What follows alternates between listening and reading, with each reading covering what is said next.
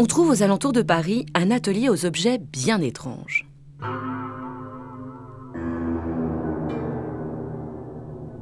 Cet atelier nous raconte l'histoire de deux frères, François et Bernard. Tout commence en 1952.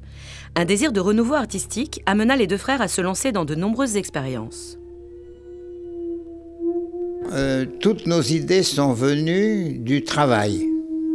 Avec mon frère, on a fait donc des expériences dans la cave chez ma mère pendant 2 ans. Donc on s'est aperçu qu'on pouvait faire des sons et on a bricolé à ce moment-là avec des ressorts de sommier, avec tout ce qu'on a trouvé. On a cherché des sons nouveaux et on a découvert qu'on pouvait faire des sons avec une tige encastrée, c'est-à-dire une tige qui était fixée dans une plaque. Donc c'est toute une approche, si vous voulez, sonore, qui n'est pas une approche classique, qui est une approche expérimentale. Après des années de recherche, et nourri de 2 parcours différents, l'un dans les voyages et la découverte du monde, l'autre dans les études et la résistance, le Cristal Bachet arriva enfin pour concrétiser leurs pensées. Mon frère, ayant fait des voyages en Amérique du Sud, avait fait une guitare gonflable pour pouvoir la mettre dans sa valise. Et puis il a exposé ça, et puis on lui a dit, tiens, mais pourquoi vous essayez pas de faire des instruments de musique? Et là, on a l'impression que vous pouvez faire des grands jouets musicaux, vous avez une mine, hein, donc essayez de creuser la mine. Alors tous nos instruments qui ont l'air farfelus, en fait, ils ne le sont pas du tout. Tout est logique.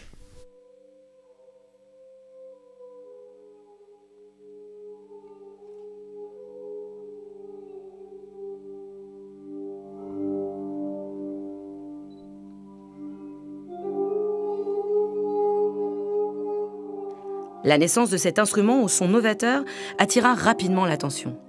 Michel Deneuve fut l'un des premiers à collaborer avec les deux frères. Musicien de renom, il est aujourd'hui l'une des principales figures qui donne sa voix au cristal dans le milieu artistique. Puis un jour, j'écoute un album des années 60, les structures sonores, la Sri Bachet. À l'écoute de ce disque, je vais être complètement frappé par le son de ce cristal. Et je vais immédiatement, sans comprendre pourquoi, dire c'est ça. C'est le son que je cherche. J'ai ensuite, je vous passe les détails, fait toutes les démarches pour rencontrer les frères Bachet. Et de fil en aiguille, Bachet en est arrivé à me dire, écoute, Deneuve, on a écouté ce que tu faisais, mais ce qu'on aimerait, c'est plutôt que tu partes avec ton cristal, que tu travailles avec nous en collaboration. On fabrique le cristal, j'apprends à le faire, et puis je me dis qu'on va m'apprendre à jouer, et là, à ma surprise, il y a quelques musiciens qui frottent un peu, qui jouent un petit peu, mais ça s'arrête là. Donc je vais prendre conscience petit à petit que ce sera mon rôle de découvrir une technique instrumentale vraiment pointue, et ensuite de la développer et de la mettre au service de la musique.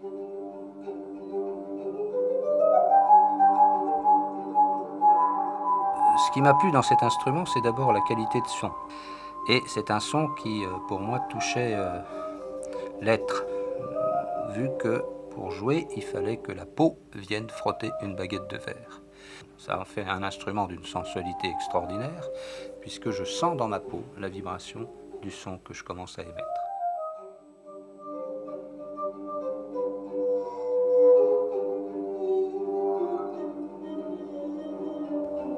On trouve aux alentours de Paris un atelier aux instruments bien étranges, dont la musique fascinante a encore beaucoup de choses à nous dire.